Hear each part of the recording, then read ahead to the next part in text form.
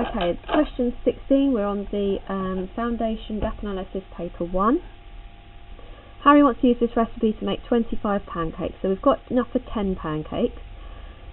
Several ways you can do this. Before I've even read on, I know that I'm going to have to work out enough for 25. I'm tempted to work out enough for 5 because I know that pancakes, can't spell, I know that 5 is a multiple of 25 and it's really easy to double and halve things basically. So 5 pancakes, I'm going to halve everything, so that must mean I need 50 grams of that, 100 of that, 20 of that and 1 of those. 25 is going to be times by 5, and it's a good idea to always show the examiner what you're doing. 50 times 5 is 250, 500, 100 and 5. Harry has 300 grams of flour, he needs 250, so he's definitely got enough of that. He needs 500 of milk, so he's got enough of that. He needs 100 of butter, he doesn't have enough of that. He needs 5 eggs, he's got 5 eggs. Does Harry have enough flour, milk, butter, eggs to make the pancakes? No, not enough. Gosh, not enough butter. Okay, so again, remember, I didn't read on to the rest of the question. I did something with the information I had to start with, and inevitably it ends up working out the question for us. Question 17. Heights of 14 sunflowers. 14 might be useful. Show this information as stem and leaf. So my stems are going to be 14, and then my leaf is going to be 1. 15, leaf of 0. So I would always start with something unordered first, and then you can order it later.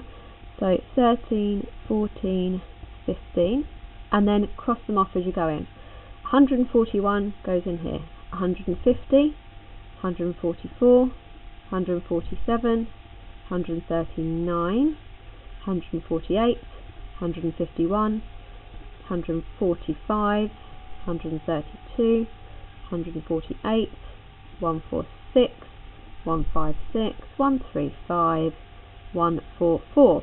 Now I remember now, I said I have 14. 1, 2, 3, 4, 5, 6, 7, 8, 9, 10, 11, 12, 13, 14. Good, so I know that I've done it right. Before I forget, I'm going to put in my key. 14/1 equals 141. And I might put on centimetres.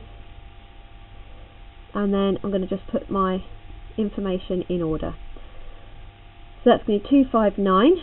259. This is going to be 1. I'm going to cross this line off as I go through actually. A 4 and a 4 is next. 5, 6, 7, 8 and 8. And then 0, 1, 6. Done. Question 18. Find the highest common factor of 36 and 90. Most efficient way of doing this, and from my marking experience, the best answers have come from when we use a factor tree.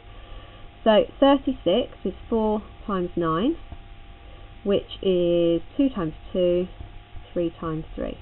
And I put my prime numbers into circles. 90 is going to be 9 times 10, so that's 3 times 3, 2 times 5, all primes. Put them into a Venn diagram. I label mine to show the examiner what I'm doing, 36 and 90. You want to find your pairs. So there is a pair here, 2 and 2. I cross them off as I do it. I go through and do my pairs first. 3 and 3, pair up. 3 and 3, pair up. And then I'm left with a 5 over here and a 2 over here. We want the highest common factor, which is these 3 numbers multiplied together here. Your highest common factor is these ones. If we wanted lowest common multiple, we'd times them all together. So we want 2 times 3 times 3. I'm going to do 3 times 3 is 9, times 2 is 18, and we're done. Question 19. There are only red, white, blue, green counters in a bag, so instantly I know it's going to be a probability question. When I look at this, I know that these are going to add to be 1, because we can't get a probability higher than 1. Joe is going to take at random a counter from the bag. The table shows the probability she will take a red and probability she will take a white. Okay, so that's not really told us anything extra. There are twice as many green counters as blue counters, so this is my bit of information helping me here. So firstly, I'm going to say, well, that adds up to 0.6. 7. So these two must add up to 0.3. Twice as many green as blue. Well, green, there's twice as many of those as blue. And I know that these total 0.3. Well, if they total 0.3, well, I've got 3 boxes here. I've just done it using a visual representation. You could have done 2x and x if you wanted to. I can instantly see that each of those is going to be 0.1. I'm going to fill it in here.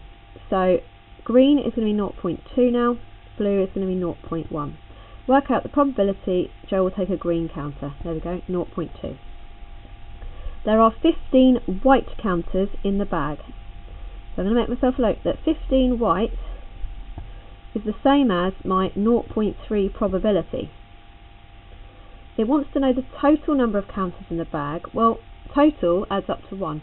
I'm going to work out how many counters would be a probability of 0.1. It seems sensible. It's going to multiply really easily to get up to my 100%. So to get from here to here, I've divided by 3, so I'm going to divide by 3. So that is 5 counters would be equal to 0.1. Well, I want to equal 1, so it's going to be times by 10, times by 10, so I'm going to have 50 counters in the bag. Next question. There are 180 chocolates in a box. There are only dark, milk and white. 1/6 of the 180 are dark. I'm going to pause and I'm going to do 1/6 of means times 1/6 of 180. That's a method mark just for writing that. So it's 180 divided by 6, which is 30. So that means there are 30 dark chocolates in the box. I'm going to tick that information off. I've used it. If there are 30 dark chocolates, before I go on to read anything else, this must mean that there are 150 chocolates left.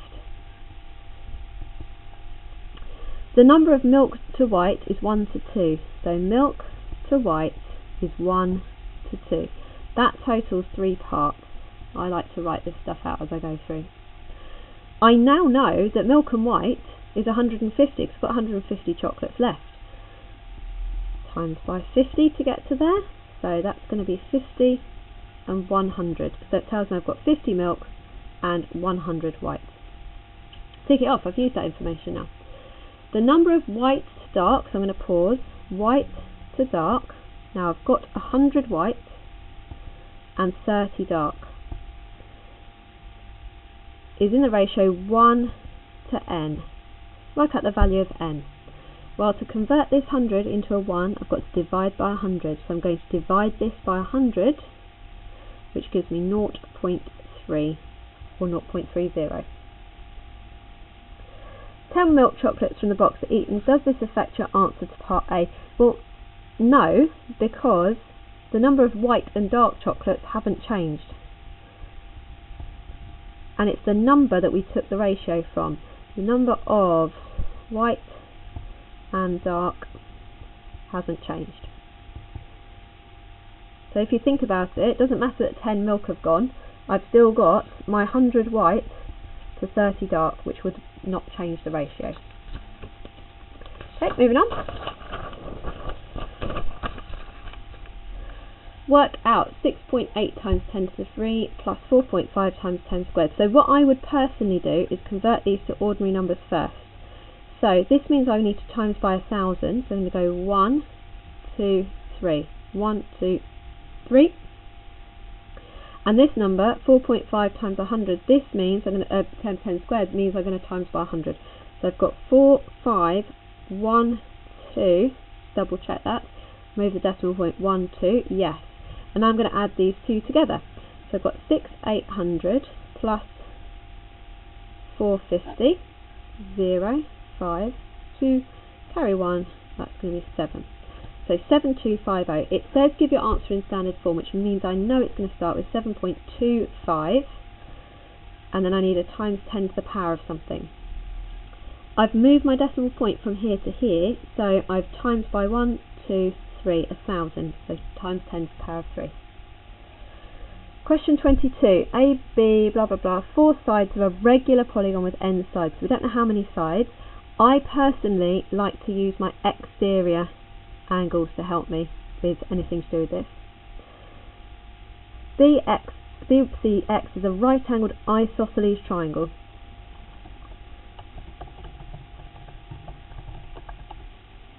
Okay, so if I've got a right-angled isosceles triangle, I'm going to pause for a second because I know that these two angles here are going to be 180 minus the 90 and then halve it, isosceles.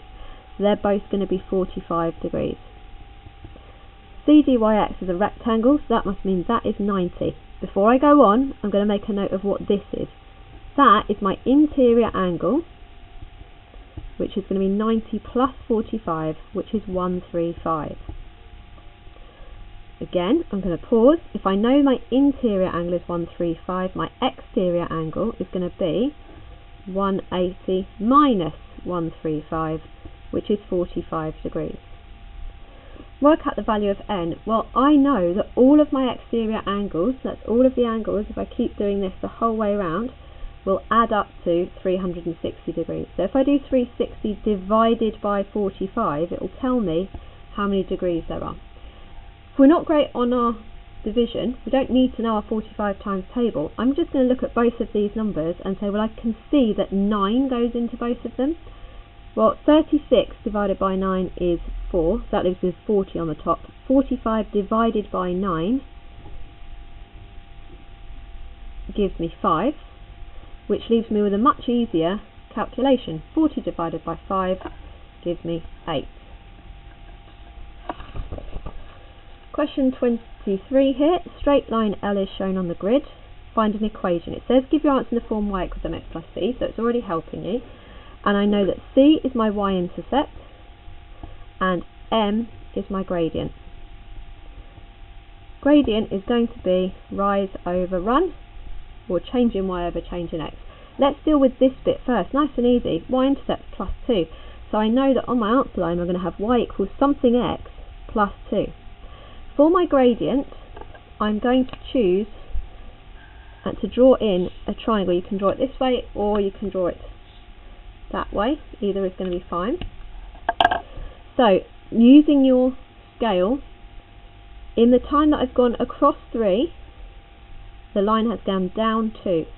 I can do it this way as well. It goes across 3, the line is going downhill, it's got a negative gradient down 2. So my rise is actually negative. It's actually gone down 2 in the time it's gone across 3. And just leave it like that. Don't do anything with it. Just leave it as minus 2/3 and you're done.